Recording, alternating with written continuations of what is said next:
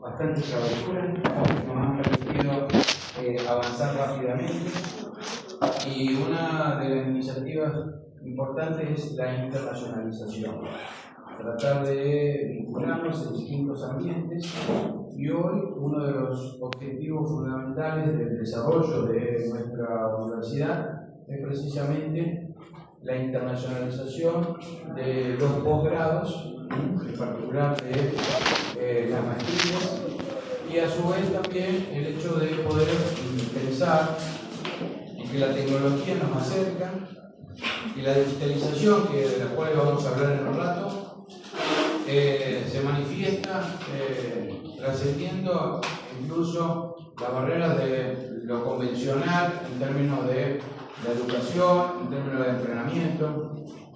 Hoy es un gran desafío para las universidades poder pensar en cómo ensamblar las herramientas que nos ofrece la digitalización, en particular la inteligencia artificial, y al mismo tiempo que la gente tenga conocimientos, tenga capacidad para utilizar esos conocimientos en beneficio de un determinado objetivo. Ustedes, por lo que me transmitieron, estudian administración de empresas en esta facultad, y en general la administración de empresas parecería que está íntimamente y exclusivamente vinculada con negocios que buscan dentro del capitalismo acumular beneficios y cumplir la ecuación económica financiera de la relación positiva beneficio-costo en términos de un periodo de tiempo, sobre todo si vinculamos la dimensión financiera con la dimensión económica. Mi especialidad son las pequeñas y medianas empresas, y si bien soy economista y siempre me dediqué a la microeconomía, en un ámbito como Rafaela, es una localidad donde hay una dinámica empresarial bastante interesante, diría atractiva para lo que es podríamos decir, la región de Sudamérica. Hay varios estudios de casos de desarrollo de estas pequeñas y medianas empresas en el medio de la pampa gringa, que no era muy amigable cuando llegaron los inmigrantes de 140 años. Antes no había nada, era un espacio vacío, y ese desarrollo llevó a que hoy nos fuera un poquito mejor o bastante mejor que el resto del país, y a su vez hay empresas longevas, familiares, industriales, de clase mundial, que han atravesado varias crisis. Ustedes saben que en Argentina tenemos muchos argentinos, entonces y encima muchos porteños, que hacen que las cosas por ahí sean un poco más difíciles de lo que uno imagina, y por ahí las vicisitudes macroeconómicas afectan a los negocios de manera considerable, y cómo hacer que una pequeña empresa se mantenga innovativa. Tienen que hay una idea de innovación desde el punto de vista de la necesidad de ser competitivo, y en general eso se da con empresas nuevas, jóvenes, dinámicas, más o menos con la teoría evolutiva vinculada a la propia vida humana, ¿no es cierto? Uno cuando está joven hasta puede participar en distintos tipos de actividades al mismo tiempo, cosa que no sucede cuando uno se transforma en más adulto y tiene experiencia, pero bueno, es como... Entonces, mi presentación va a estar vinculada a estudios empíricos que hemos estado desarrollando, porque en general tanto la digitalización, Industria 4.0, como ahora inteligencia artificial, se habla en términos teóricos y sobre base de casos que incluso van adelante en general las grandes consultoras, es decir, McKinsey, Boston Consulting Group, Price, KPMG, es decir, y no tanto la academia. Eso nos ha pasado en varias instancias, desde el fenómeno de la fintech hasta lo que sucede hoy con inteligencia artificial. Y son muy lejanos esos ejemplos, y nosotros tenemos que observar qué está pasando en el entorno cercano y ver Y no pensar solamente en el firmamento de que no pasa nada y que está lejos. Y ustedes son estudiantes de maestría, y en general la maestría en posgrado utiliza digamos, una instancia superior desde el punto de vista metodológico, científico, académico, pero al mismo tiempo la observación científica no es nada más y nada menos que utilizar un método para captar lo que está sucediendo y luego avanzar desde el punto de vista tecnológico. Pero hay que tener casos, hay que estudiar qué pasa en el mercado, no es solamente lo que pasa dentro de la empresa.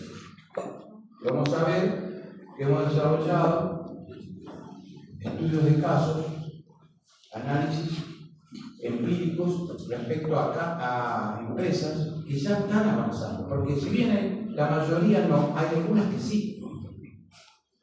La hipótesis de trabajo es descubrir cuáles y aprender para que incluso nosotros mismos como académicos podamos transmitir en este tipo de participantes, bueno, nuevas enseñanzas y a su vez capacidad para aprender a lo largo del tiempo. Por ejemplo, yo siempre utilizo el caso de Cacho. ¿Quién era Cacho? Un muchacho que estudió en la Escuela Técnica en Rafaela, que empezó a trabajar en la fundación de una empresa nueva que hace packaging flexible, y que cuando empezó lo máximo que tenía tecnológico era una regla de cálculo, lápiz, goma y papel. Y con el paso del tiempo, esa empresa fue evolucionando, se transformó en una empresa muy importante, con cerca de 200 empleados, con inversiones relevantes, exportaciones, proveedor de cadena global de grandes empresas de alimentos y de bebidas. Y este señor se transformó, después de 30 años de trabajo, en la misma empresa, en el jefe de desarrollo del producto, con ingenieros a su cargo. Y este muchacho nunca más había vuelto a estudiar formalmente en un centro de investigación, de transferencia o de universidad. ¿Cómo hizo? Con computadoras, con nuevas herramientas, con nuevos instrumentos. Le tocó todo ese traspaso hacia la digitalización y la comunicación. Se retiró con 42 años de trabajo en la empresa. ¿Cómo hizo? Ese es el gran desafío que tienen las universidades para a esta materia prima joven transformarla en entes capaces de aprender y de aplicar conocimiento, que es el factor económico más importante. Entonces, no sé si se alcanza a ver bien esto, podríamos empezar. Por supuesto que nosotros tenemos también hemos ingresado en la era de los programas de investigación y a su vez en los proyectos de posgrado. Tenemos un máster, estuvimos hablando acá con la cuántica y dominio bastante fuerte del femenino, la verdad que viene muy bien, y que con las chicas acá estuvimos charlando la posibilidad incluso de hacer un intercambio entre ambos programas máster, a su vez ver no solo clases de espejo desde el punto de vista online, sino también visitas recíprocas. Están invitados a Rafaela, es un lugar que, bueno, desde el punto de vista del paisaje no es muy atractivo, es bastante aburrido, pero hay un conjunto de empresas muy interesantes, hay un conjunto de vínculos institucionales relevantes que hacen que el conocimiento fluya. Tenemos que recordar siempre las palabras de Albert Einstein, que decía que él jamás iba a poder conducir un taxi, porque el taxista necesita decisiones rápidas, necesita decisiones sobre la marcha, que pueden surgir sobre la base de ¿qué? De nuevos riesgos, nuevos acontecimientos, eventualidades, contingencias que tiene que resolver, mientras que el científico ¿qué hace? Prepara la metodología, analiza la muestra, empieza a ver todo el marco bibliográfico previo, genera el estudio de campo y cuando llega ya chocaste 5 veces. Entonces, ese tema ustedes ustedes que estudian un máster profesional tiene claramente una vinculación en la toma de decisiones, en la gestión, más que en la investigación, que para eso hay otra formación. Bueno, en nuestra ciudad eso tenemos bastante atractivo en su momento. Hemos recibido varios contingentes de otras universidades, no solo para visitarnos nosotros, que creemos que somos buenos anfitriones, sino también para visitar ese ambiente de vínculos. No se olviden que la administración de empresas se nutre de un contexto económico. El mercado juega un rol importante. Los factores externos cada vez son mayores, con mayor influencia dentro de la propia dinámica de la empresa. Y esos factores exógenos incluyen factores no económicos, culturales, que hacen que el diseño de los negocios vaya mutando. ¿Y cuál es la belleza de desarrollar un negocio? ¿Qué les parece?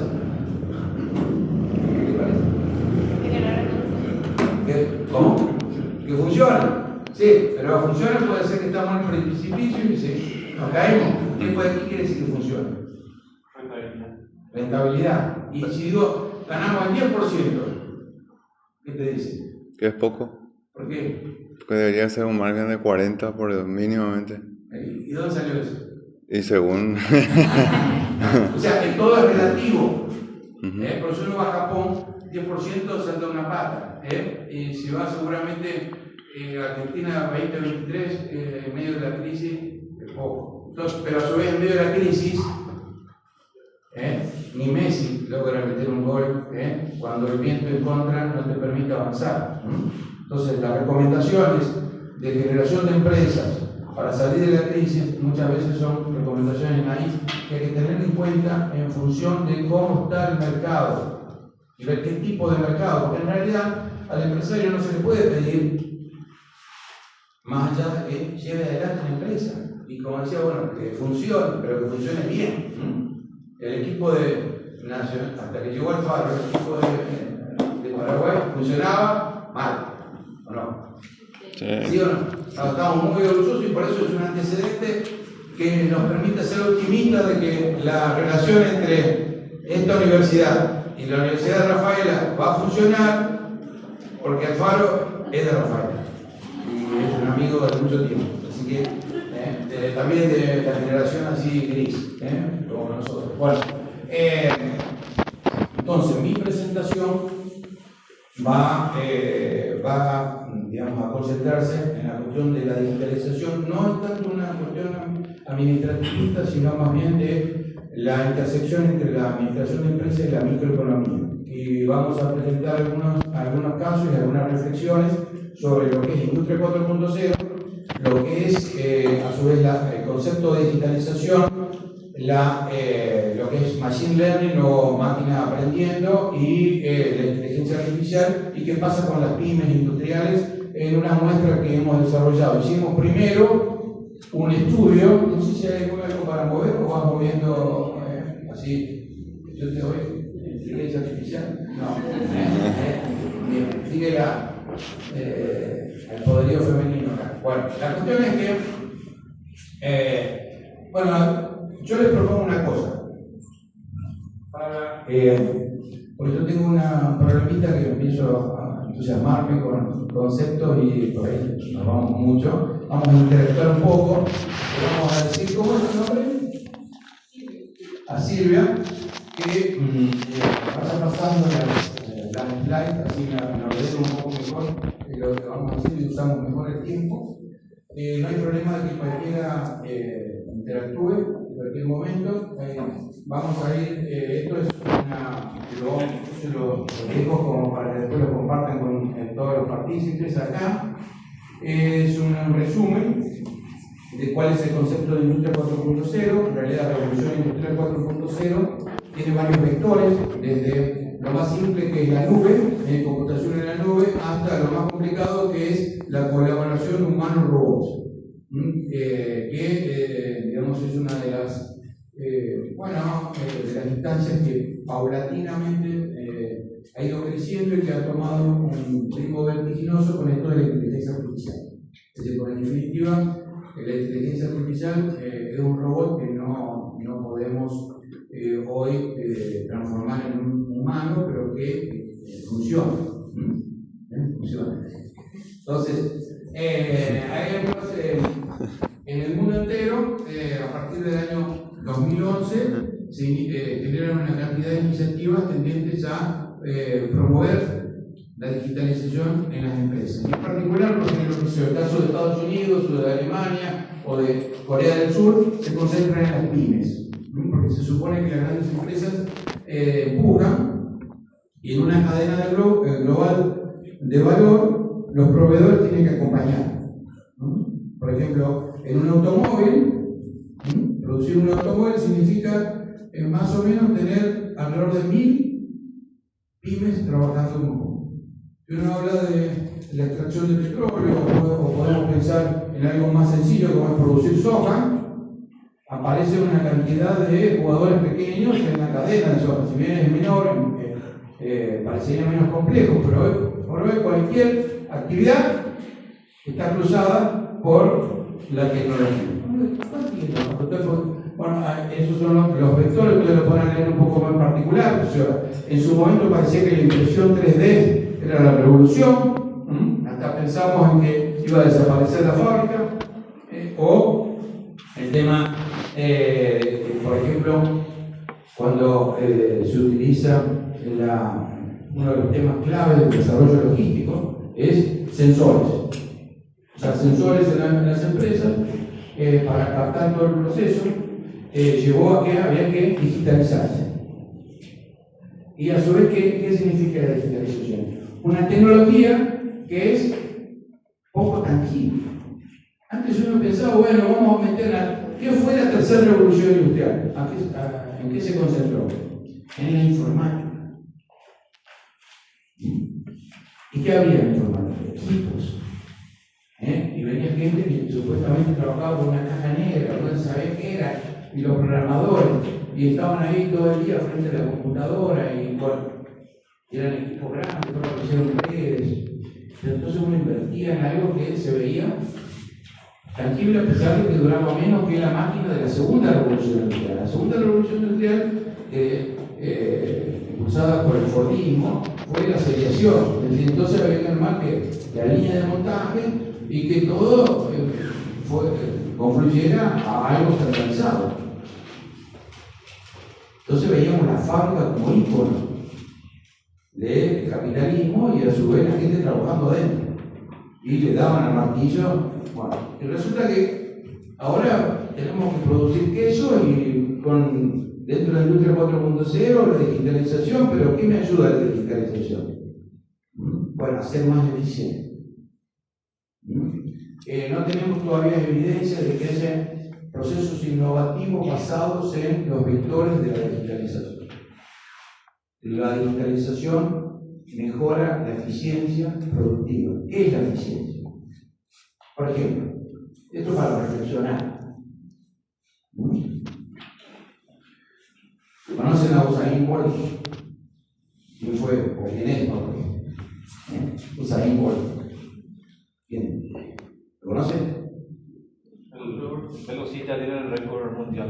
Sí, el más rápido de todos. De la historia. Sí. Nosotros en Argentina tenemos varios políticos muy rápidos, pero no llegaron a Usain Bolt. Bueno, entonces, Usain Bolt, el hombre más rápido. Y a su vez, ustedes saben que fue campeón olímpico. La última vez, ¿cuándo fue?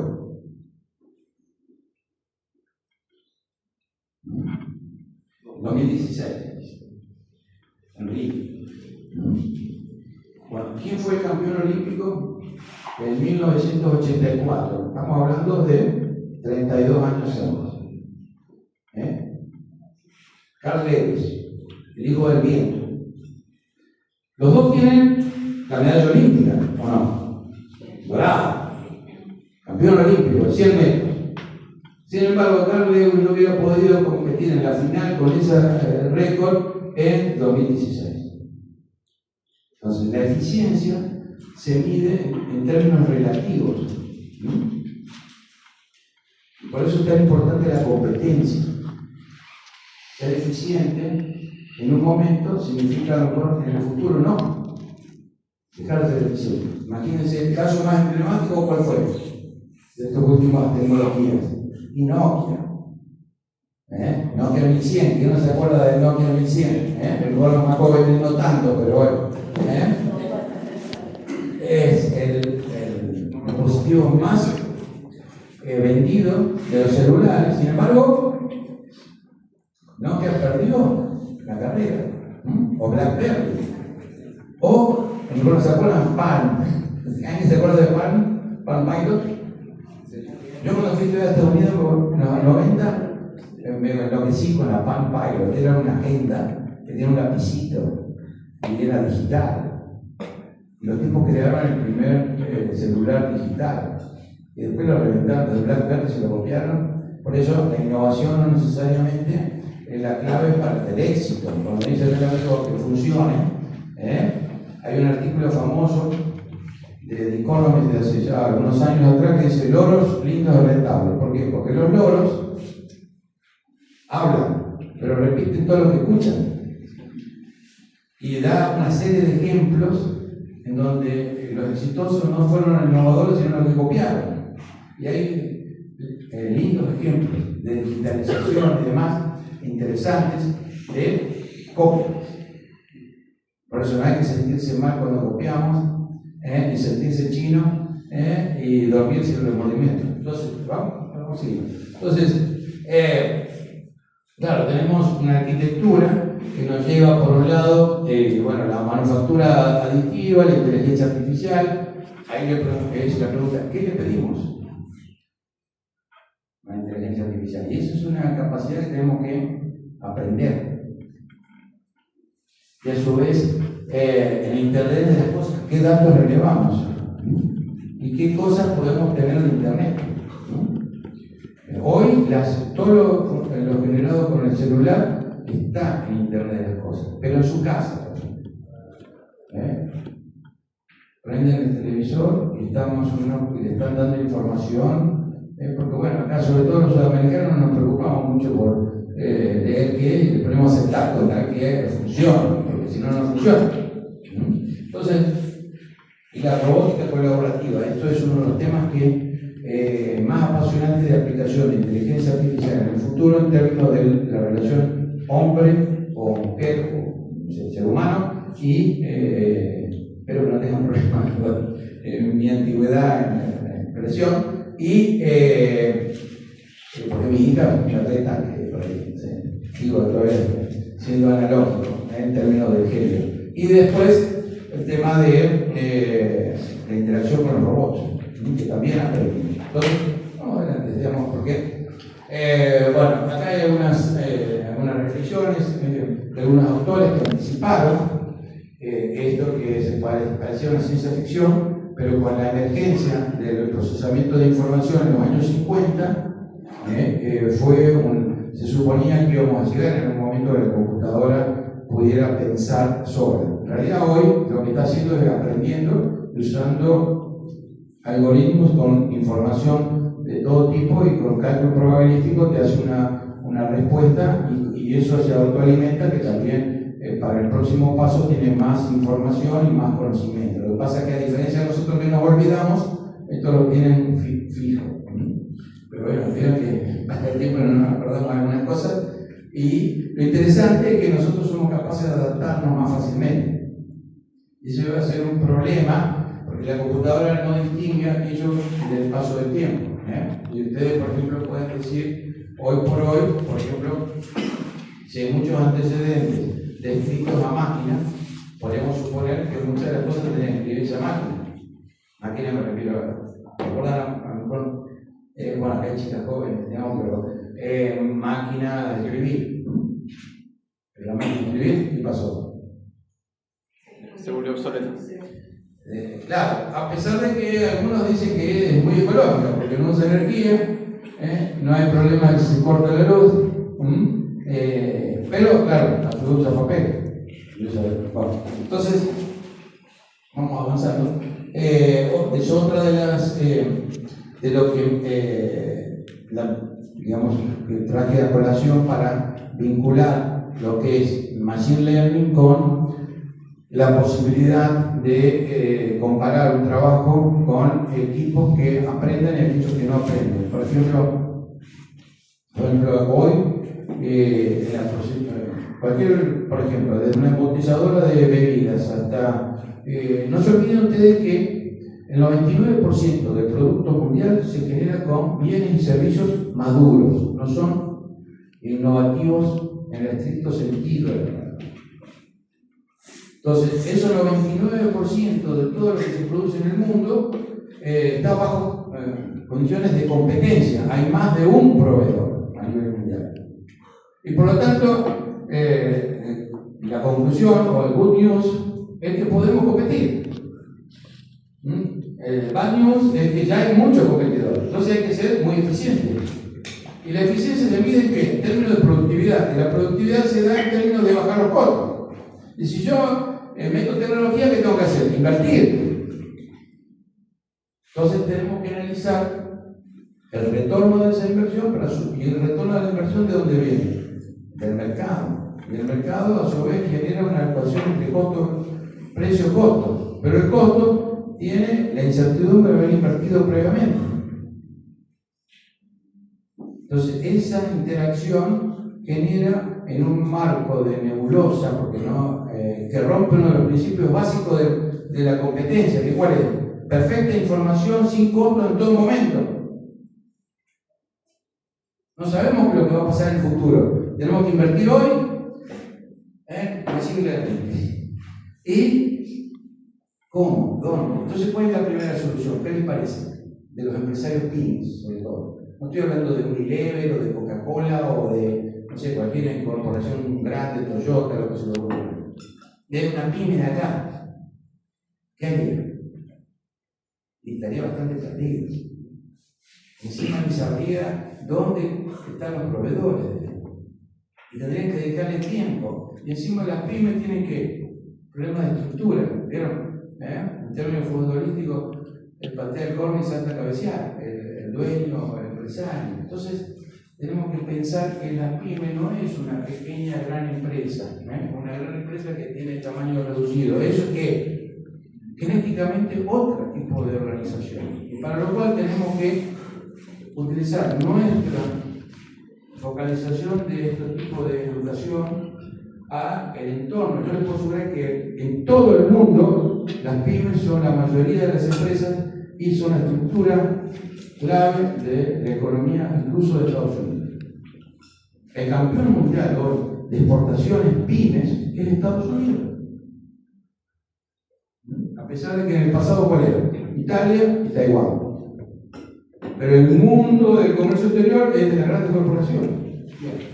Sigamos. Bueno, acá es un ejemplo, vamos avanzando acá. No sé si alcanzan a ver, no estoy sponsoreado por ninguna clínica oftalmológica, porque no se ve muy bien, pero bueno, no es a propósito.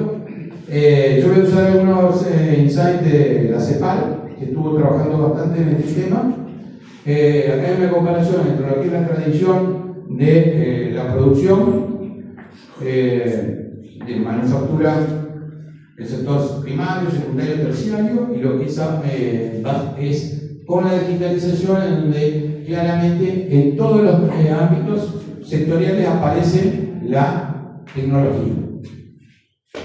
Si uno va al campo, antes que tenía tractor.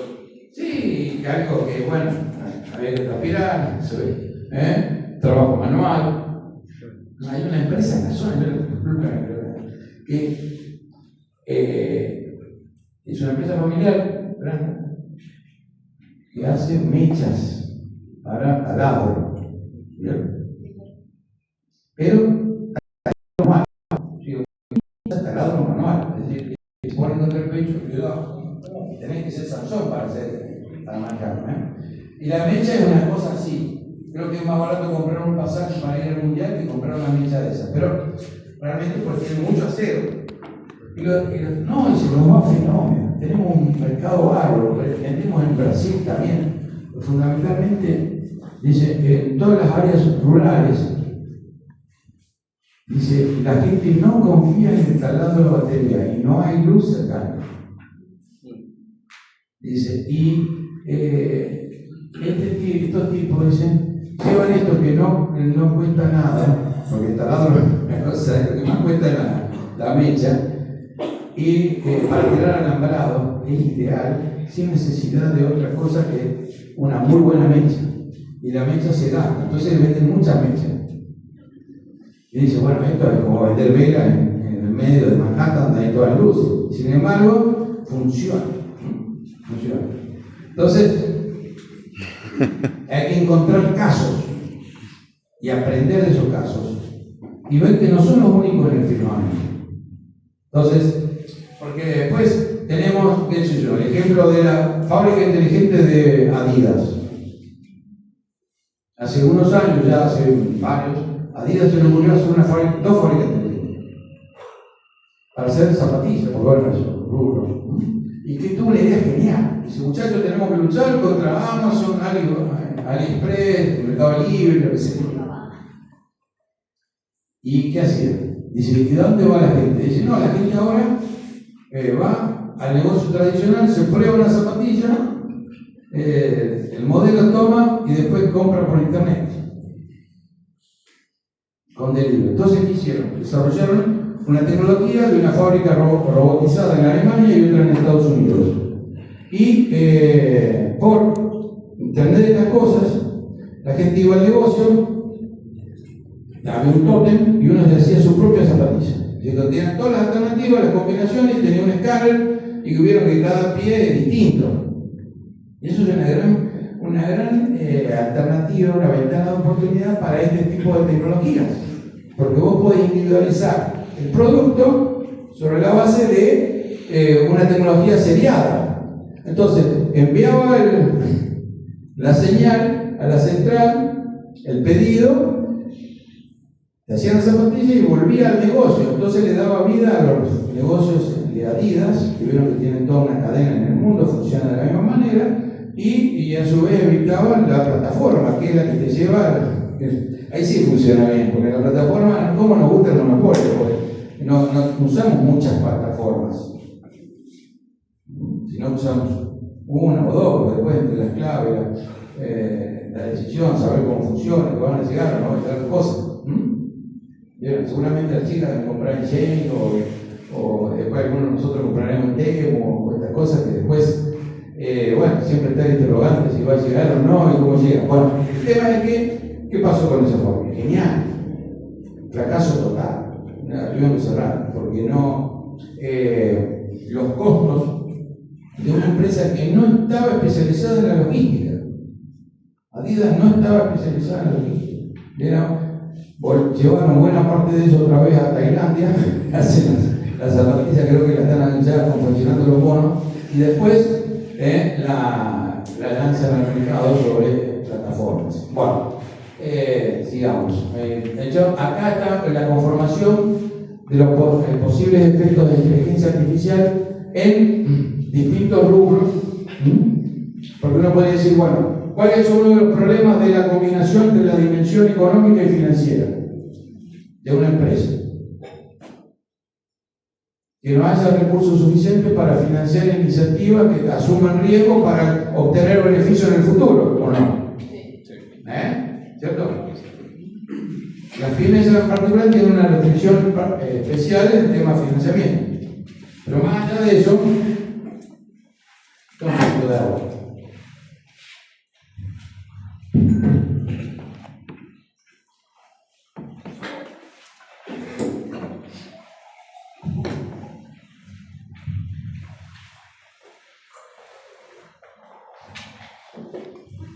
Entonces, tenemos la posibilidad con inteligencia artificial, pero acá surge de mitigar ciertas restricciones. La pregunta es que si la eficiencia es relativa y va mutando en el tiempo, y si todos estamos jugando en este mercado, todos vamos a tener acceso. La diferencia va a estar en cómo podemos nosotros adaptar propio conocimiento que genere ventajas respecto al resto. Y ahí es donde aparece la habilidad de los jugadores. Por ejemplo, ¿qué hizo Steve Jobs cuando volvió a Apple en una compañía que estaba virtualmente quebrada en 1997? ¿Qué hizo? Podríamos decir, consiguió esto, lo otro, pero cuando la empresa va para abajo, nadie te quiere prestar un peso. O un guaraní, o conmigo era. Iba para abajo. En esa época, Windows era, y Microsoft estaban las letras de ahora. Y hay un caso de un profesor, Adam Lasinski, que hace buen tiempo hizo un análisis del tema. Y el principal logro de Steve Jobs no fue inventar el iPhone, porque el iPhone vino mucho después, prácticamente 10 años después. Encima hicieron varios que no le salió, porque el primero que anduvo fue el 4, pero hubo 1, 2, 3 que no llegaron a buen puerto. Pero ¿qué fue lo que hizo? Lo trajo a Tim Cook, Messi a los 12 años.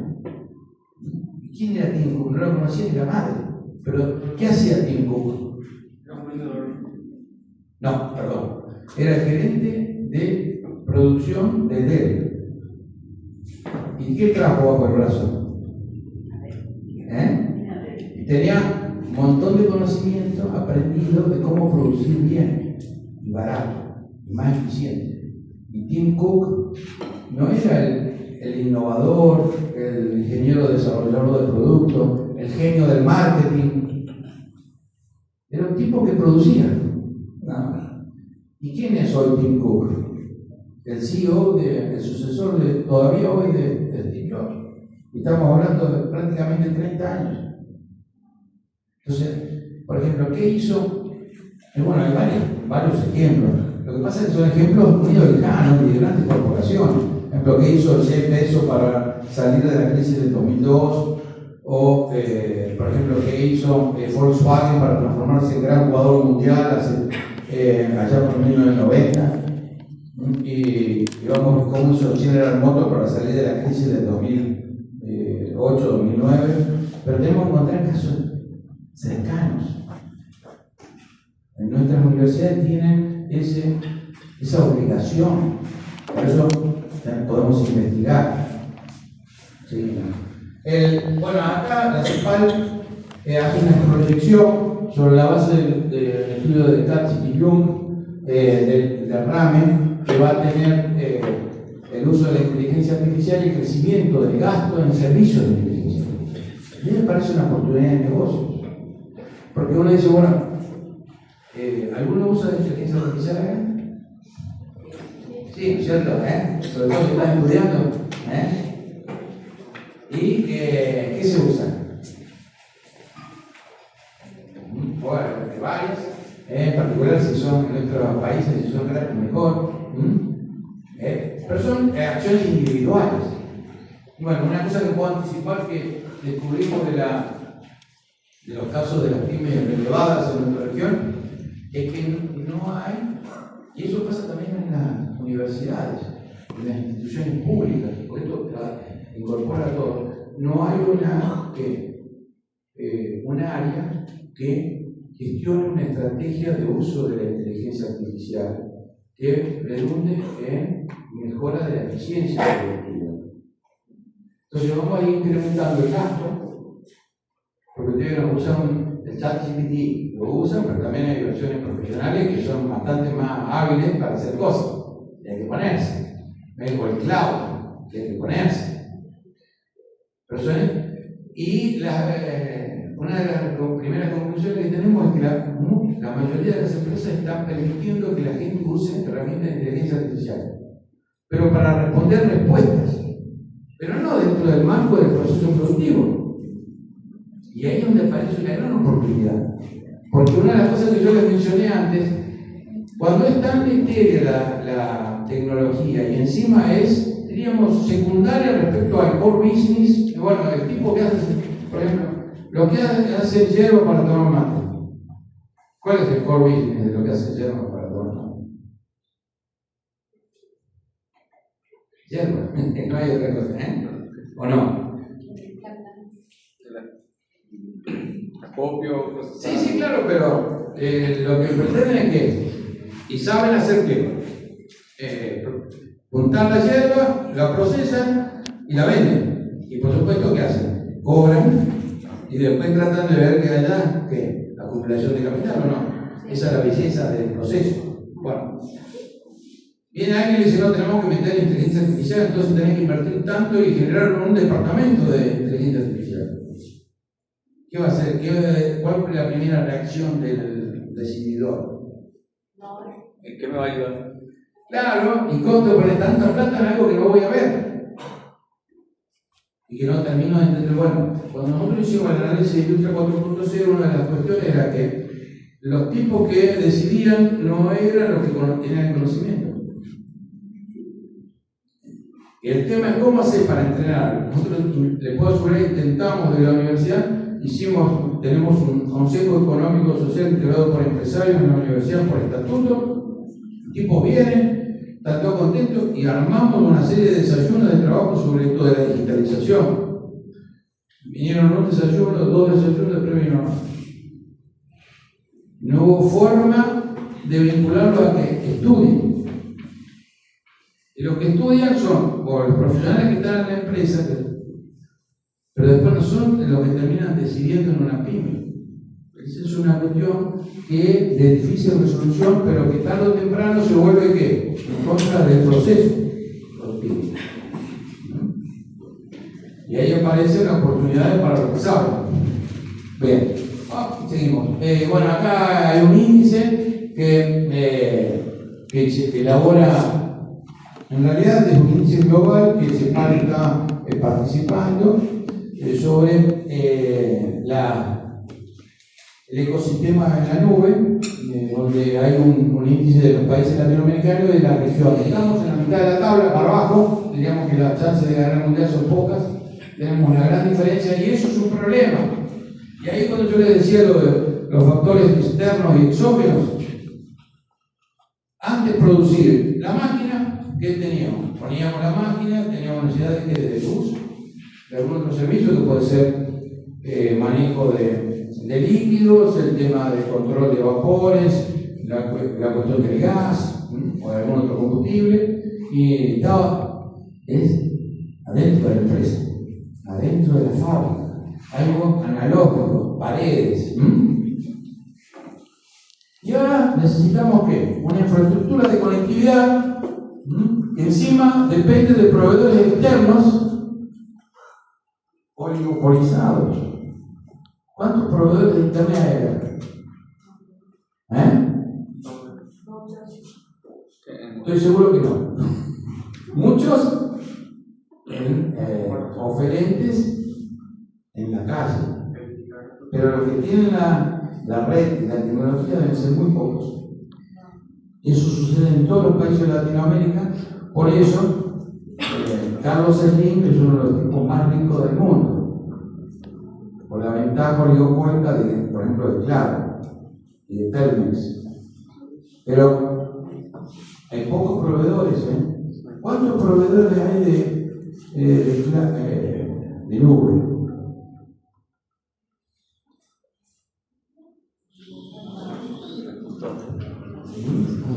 Muy pocos. Está ABS, que es Amazon, está Meta, está Microsoft, está Alphabet de Google, después los chinos tienen 2 o 3 también. O sea, hay pocos. Y a su vez, la velocidad, ¿de qué depende? Del internet. Sí. De los procesadores. Pero a su vez de la fibra óptica, de la infraestructura, de la cual completamente es imposible que las empresas tengan algo más allá de que demandar.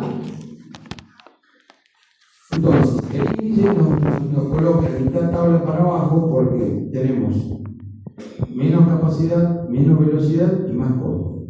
Estamos locos. Comparado con los Estados Unidos. Por ejemplo, yo conozco bastante bien Alemania.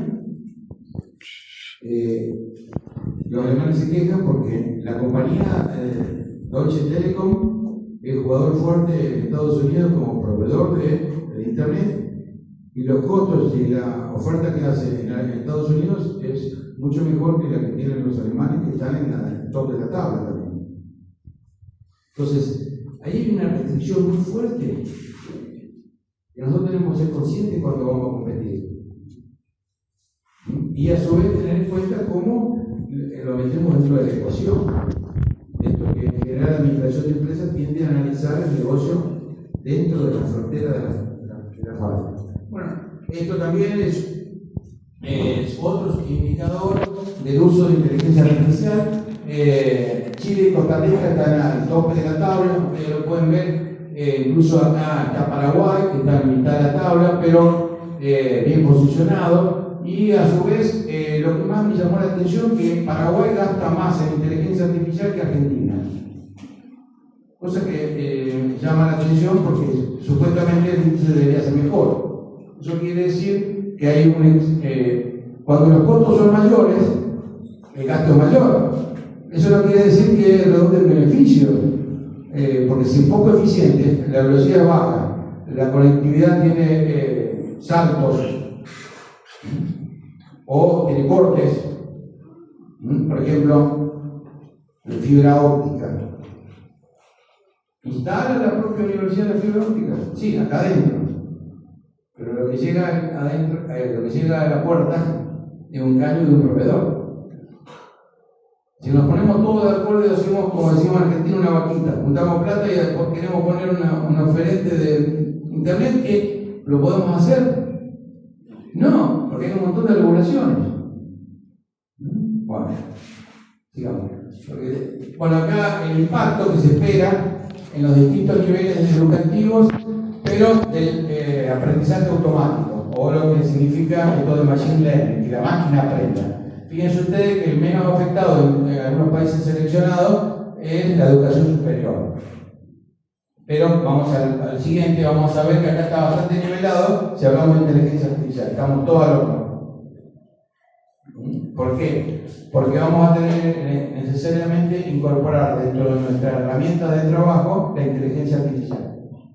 Y a su vez para las empresas hay un desafío adicional, y para la organización y para las universidades también, la municipalidad, los sindicatos, todo, cómo se incluye dentro de las acciones que tiene que hacer una empresa la inteligencia artificial.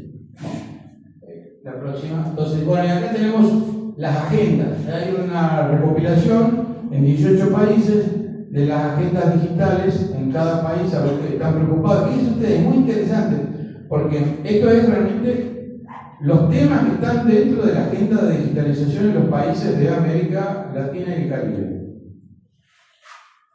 Gobierno digital está en la agenda al tope. Muy bien. Pero después, por ejemplo, tenemos tecnologías emergentes, salud digital, educación digital, infraestructura digital, 50 o menos. Ya, 50% o menos. Entonces, y llama la atención que el gobierno digital, que es una preocupación, esté por encima del 80%.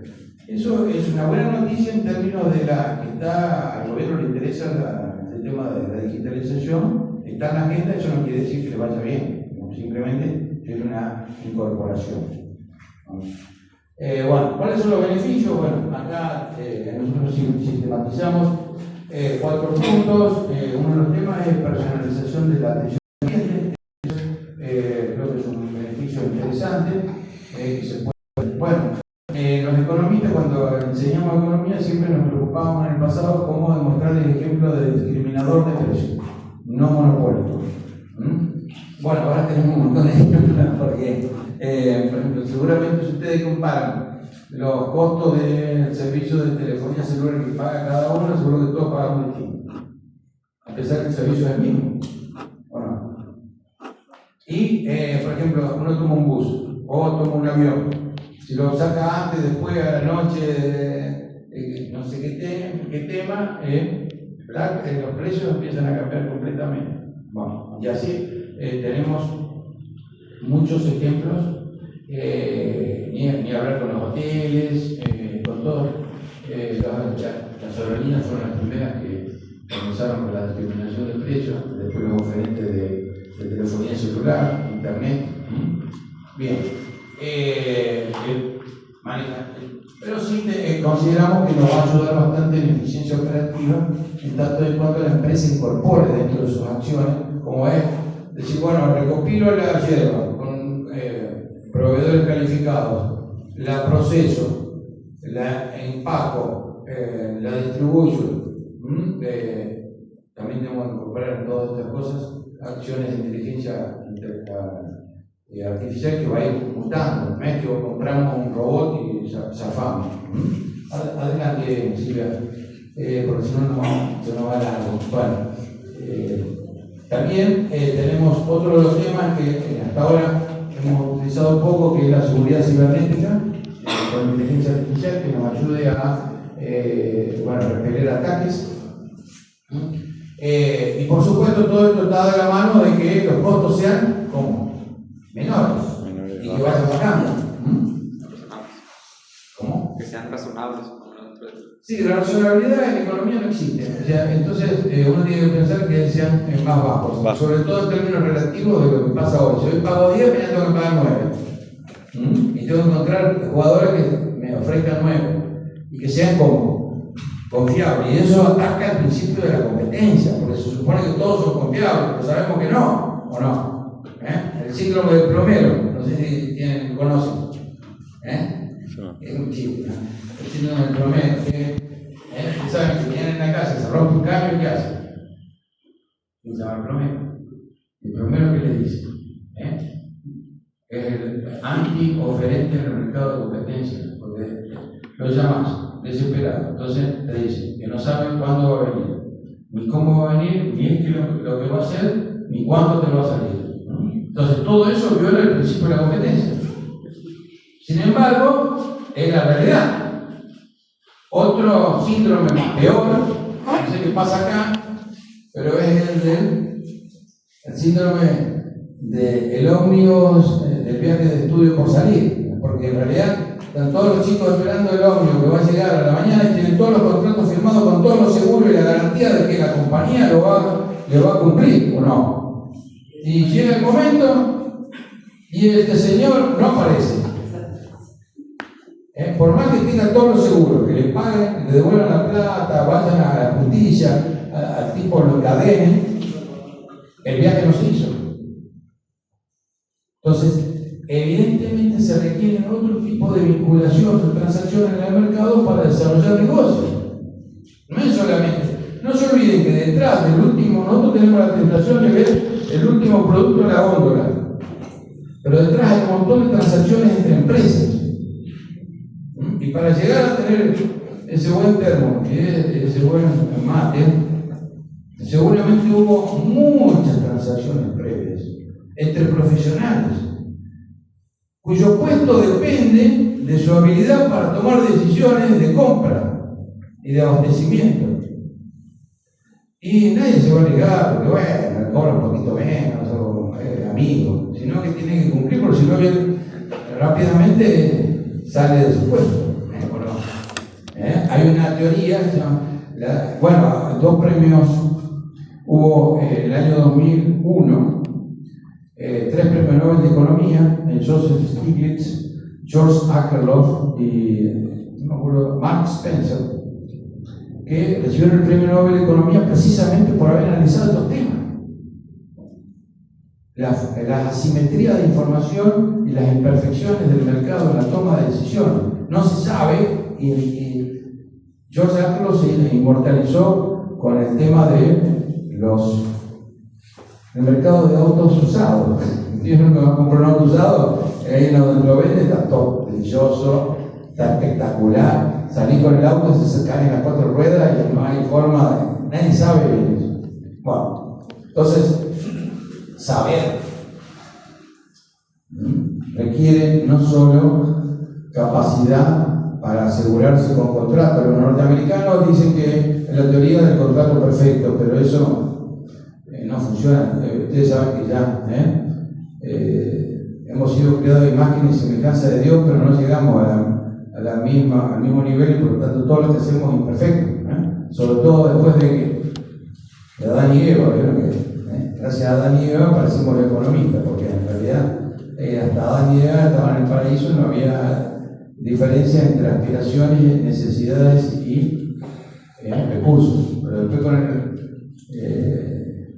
con la pérdida del paraíso aparecieron las escaseces. Entonces, bueno, tenemos... Sí, bueno, esto, cómo los trabajadores están viendo, eso lo pueden ver más adelante. La implementación, bueno, esto es lo que yo mencioné recién, esto lo pueden ver más tranquilidad en su casa, domingo a la mañana temprano,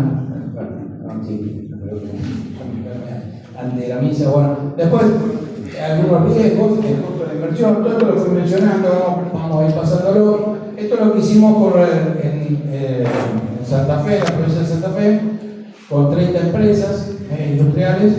Hacemos una más, que es una investigación sobre Industria 4.0, la siguiente. Y ahí vemos, dividimos en tres partes: fase inicial, fase de implementación y la fase de expansión, de desarrollo. Avancemos.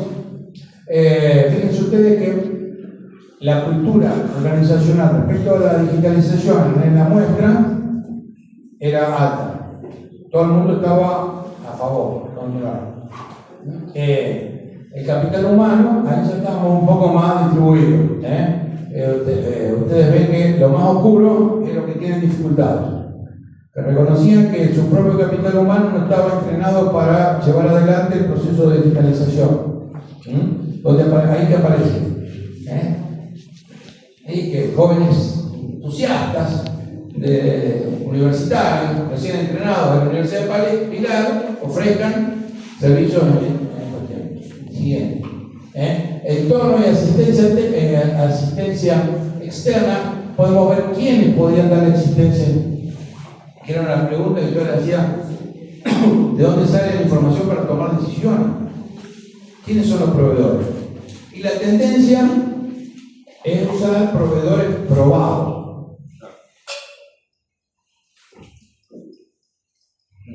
Ahora, si bien somos todos, bueno, la mayoría somos católicos, hay que necesitamos ver para creer, ¿no? ¿O sí? Entonces, nosotros ideamos una estrategia de detectar empresarios que hayan avanzado para que operen como efecto de demostración con sus pares. Si José lo hizo y le dio resultado, vale más esa experiencia que una recomendación académica. Porque encima le da el dato: mirá, José, el plomero me dice cuánto me va a cobrar de antemano antes de llegar y me soluciona los temas rápidamente. En cambio, Pedro, no es, parece muy académico, pero es lo que sucede. Entonces, el entorno y asistencia externa le tienen mucha desconfianza a los organismos públicos, y le tienen más confianza a un proveedor o a un cliente. Sí, en general, la fuente de inspiración, ¿sabe dónde es? Dos fuentes de inspiración en el caso del maestro de la provincia de Santa Fe: ferias, ir a ferias y exposiciones, y la otra, ir a ver fútbol, porque los empresarios van a ver fútbol, no se sientan en la tribuna, sino que se sientan en un palco donde se juntan con otros que mientras ven el fútbol le preguntan qué problema tuvo, o si tiene algún interrogante le preguntan: ¿qué vos hiciste? En forma de captar conocimiento a costo cero, y poder tener una idea. Y si eso después uno lo complementa con algo más sistemático, está la vía de solución. Bueno, acá en cada empresa nosotros señalamos los mitigantes, las dificultades que tuvieron. Nosotros pensamos que la cuestión financiera era relevante. No fue para nada un problema. El problema era saber cómo tomar las decisiones de qué comprar o qué invertir. Pasemos al siguiente. Bueno, el producto inteligente. Acá me atreví a traer algo, lástima que se está haciendo tarde, ¿no? Que uno piensa siempre en un producto inteligente. Bosch, por ejemplo, Robert Bosch, en Alemania tiene una plataforma que te saca información hasta de la oreja, porque ahora todos los productos que tienen vienen con premios y acceso a asistencia. Si vos compras, por ejemplo, lavarropas, ya viene conectado a internet. Y para terminar de instalarlo, que funcione todo, tenés que aceptar que los datos vayan a la central, a la página de central de voz. Bueno, producto inteligente, porque podemos pensar que se pueda resolver problemas. Por supuesto, si hay algo mecánico no pasa nada, pero el electrónico sí, se puede resolver a distancia. Yo voy a preguntar, ¿podemos pensar en algún producto? No pasé porque estoy analógico, así viejo, algo convencional, tradicional. El producto inteligente, ¿qué les parece?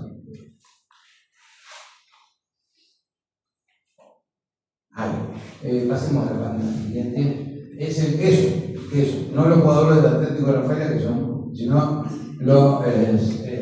hay una fábrica que hace mozzarella, un producto. A esta hora sobre todo. Bueno, mozzarella, hace mozzarella para las pizzas. Y estos tipos reciben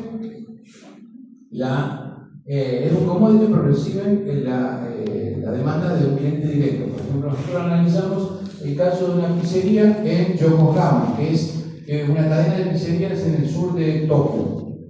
Entonces, estos tipos hacen el producto, es un producto que es vivo, ¿vieron? El queso pasa el tiempo y va mutando. Y entre que lo envasan, lo llevan a Japón, demora varios días, va en barco.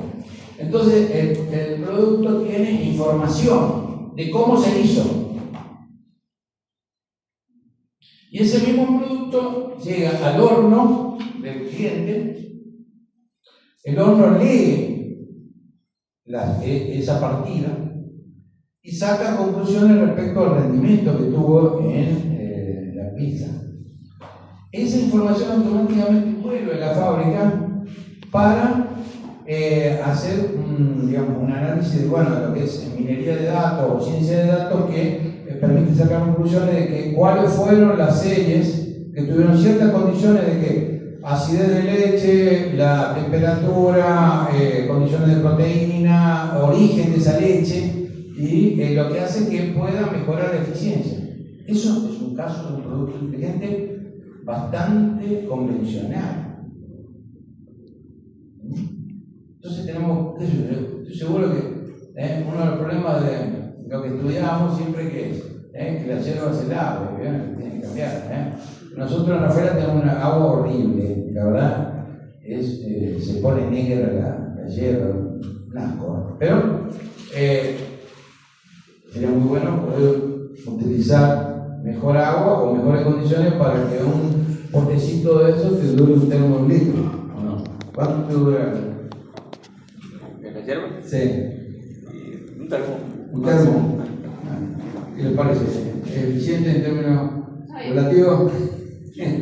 La temperatura del agua, el material de la bombilla, la temperatura exterior, la presión, tu ansiedad, todos factores.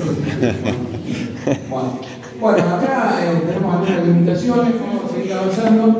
Eso se los dejo para que lo lean con tranquilidad, pero en general las limitaciones se resolvieron con recursos externos manejados a través de vínculos de la gerencia con otros, podríamos decir, informantes calificados. En muchos casos dependen de los proveedores. Y es antinatura eso, porque el proveedor que te va a decir, gato que va a funcionar bárbaro, porque es vendedor o no. Entonces, pero sin embargo no tiene otra alternativa. Y si no, la otra alternativa, ¿cuál es? Contratar a los de, qué sé yo, por ejemplo, a Boston Consulting Group y te cobra $1.000 la hora y supuestamente eso sale todo. Bueno, digamos, porque eso no es difícil porque cada caso. Pero sí, acá tenemos los dos proyectos de investigación que tenemos en carpeta y que están invitados a sumarse. Adelante. los temas de estudio son el trabajo empírico de adopción de tecnologías digitales, en particular en la industria de inteligencia artificial en pymes de nuestra región. Y para de alguna manera contradecir a la tradición que es de analizar esto desde el punto de vista teórico. Nosotros tratamos de ver, tomarlo, la bibliografía ya existente, que ya viene de Mackenzie o de PSG, no tanto de universidades. Nosotros escribimos un par de productos, papers en esta línea hace algunos años, ya en el año 2019, y me llegan con esto de que una hora está en el Researchgate, con esas bases de datos de paper, cualquier cantidad de paper que nos citan, porque en realidad fuimos los primeros que fuimos a trabajar sobre casos empíricos, no sobre la teoría. Entonces, continuamos. Quiero mostrarles, estos son los objetivos, el siguiente. Entonces, tenemos, por una, por favor, esta. Si nos concentramos en cuánto están usando de open source. De open source, tanto de hardware como software. Y la verdad es que es calamitoso. La mayoría de los casos no usan software libre, ni tampoco hardware libre, sino que están usando sistemas propietarios que funciona así. ¿Por qué? Porque hay una tendencia cultural a la normatización y estandarización, que es, bueno, todo el mundo usa lo más sencillo, que es Office. La gente no quiere cambiar, Windows no quiere cambiar. Y si bien son compatibles, pero hay alguna diferencia. Por ejemplo, yo no soy un académico convencional, quiere decir, soy rector de la universidad desde hace ya varios años. Soy profesor casi con 40 años de antigüedad en la Universidad Tecnológica Nacional en Argentina. Y siempre trabajé part-time, porque ser profesor no es la mejor manera de enriquecerse. Entonces, de enriquecerse en otra medida, ¿no? Y entonces estoy vinculado con empresas y demás, y sigo vinculado con empresas. Y, por ejemplo, la empresa que yo estoy vinculado, que hace envase flexible, esto que yo mencionaba, el caso de Cacho, por eso lo conozco, usa open source. Y funciona muy bien. Y la pregunta es, ¿hay hardware o open source? Bueno, hay un crecimiento en esa línea, pero que todavía no hay conocimiento de dónde está. Claro, porque en realidad no es adquirirla, te dan el modelo para que uno lo arme. Tiene que haber alguien que entienda para poder armarlo. Bueno, hay una oportunidad. Bueno. Entonces, pasamos al siguiente caso. Acá tenemos los primeros insights. Adopción, mantenimiento preventivo, eficiencia energética y seguridad del trabajador.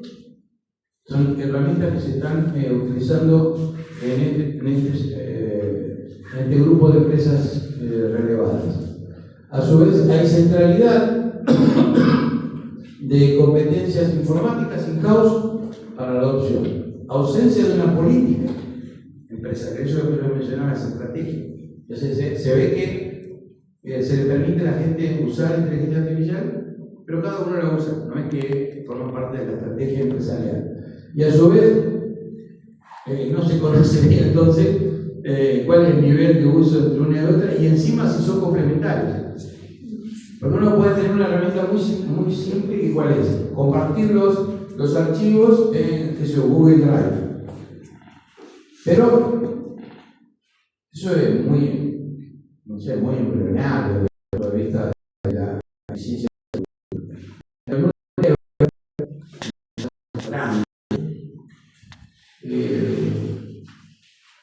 Las áreas coordinados, de manera tal de que todos se estén utilizando dentro de un área específica, por ejemplo, food, o bueno, que vieron que hacen productos para higiene personal, y en distintas filiales por áreas. Por ejemplo, acá en Sudamérica se trabaja en conjunto y las áreas, a pesar de que estén en distintos países, que son Paraguay, Argentina, Uruguay, porque tienen filiales, la verdad, entonces es una Naciones Unidas de desodorante, y realmente hay una estrategia muy dura. Incluso los partícipes, los empleados están obligados a permanentemente estar haciendo cursos de capacitación, pero todos juntos, sobre herramientas que se bajan. Entonces, claramente es necesario que acá, no es que estamos acá en una red democrática, claramente tiene que haber una política empresarial que dirija la digitalización y que no necesariamente aparece el Messi de la digitalización, en donde que dirija la batuta. Sí. Y bueno, a su vez también hay existencia de patrones diferenciados en la adopción de tecnología. En esto, en Internet de las Cosas, lo de los sensores, hoy por hoy es prácticamente obligatorio. Por esta empresa que yo conozco, imprimen las bobinas para hacerlos flexibles y trabaja en un ancho de 1,5 metros, 400 metros por minuto. Se hace más o menos 8 millones de kilómetros. No, 8 millones de metros por mes. Y la velocidad que imprime, si se corre, y yo les recomiendo que analicen un envase de cualquier producto galletita, la cantidad de información que tiene. Y los de marketing que están obligados porque es su carta de presentación. Entonces, empresas de Israel están especializadas en esto del control del sensor a alta velocidad. Que hay que pagar mucho. O sea, y todo eso se puede hacer. El tema es que al no haber oferentes locales cercanos y que sean confiables, no el síndrome del colectivo por salir. Entonces me dio como que, bueno, hay alguna experiencia, pero en realidad todavía se sigue solamente con los sensores. Después, bueno, algo que yo ya comenté, lo de la solución propietaria, esto de la CIA es la Computadora Industrial Argentina Abierta, que es una iniciativa que se hizo, que está disponible, pero que nadie usa. Uno se puede hacer por algo será. Primero porque los que hacen este tipo de iniciativas no están interesados en aplicar recursos para que se conozcan y porque no tienen recursos. ¿Y cuál es el negocio de Open Source? En la implementación. No es lo mismo traer qué sé yo, por ejemplo, a José Price, que cobra $1.000 la hora, o a José Rafaela, que cobra $100 la hora. Cuanto más oferente haya que las universidades generen en esa línea, más posibilidad de ser competitivo va a tener el entorno productivo. Es una gran ventaja de oportunidad. Bueno, hay algunas recomendaciones de política, hay que pedir a los políticos que hagan algunas cosas. Esto de lo que mencionábamos, de que es externo a la empresa, lo de la digitalización no solamente interno. Vos podés tener la mejor máquina, tener mejor conectividad, la mejor infraestructura, ciberseguridad, pero internet no funciona afuera. A su vez el costo de acceso es fundamental, es una gran diferencia. Y es increíble que en el lugar de más utilización de Internet, que es Estados Unidos, es donde tiene el mejor costo, el más bajo, en términos absolutos. O sea que, bueno, Yo creo que estamos terminando. Bueno, esto también hay algunas acciones que pueden hacerse al interior de la cadena de valor. Por ejemplo, hay muchos partícipes, desde algo producto muy sencillo como es producir soda. Que necesitan partícipes en la producción de soda. Si hay una interacción mejor entre los partícipes, yo les recomiendo, incluso como temática de tesis o como investigación, trabajar esa línea, porque hay una gran ventana de oportunidad, porque el tipo que produce soda le interesa tener un buen set de proveedores, clientes, vinculados, y que todos interactúen, para lo cual no hay que hacer algo muy pesado, porque la gente hoy está lleno de información. Vieron que desde WhatsApp hasta las distintas redes y demás. Entonces, tener esa interacción que permite incluso mejorar. Nosotros, en este sentido, vemos que hay ciertas restricciones producto de que, por ejemplo, no vamos a cambiar el material porque no tengo la máquina que maneje ese material. Pero a lo mejor el material que viene de China es mucho más barato y podríamos usarlo, pero no tengo la máquina para producir ese material que nos llevaría a tener un grado de eficiencia mayor.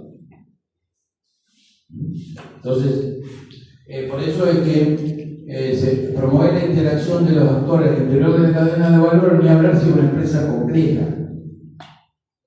Eso si hay alguna, por ejemplo, no sé cómo que pasa en Paraguay, pero que construyen carrocerías para ómnibus. Es una industria compleja.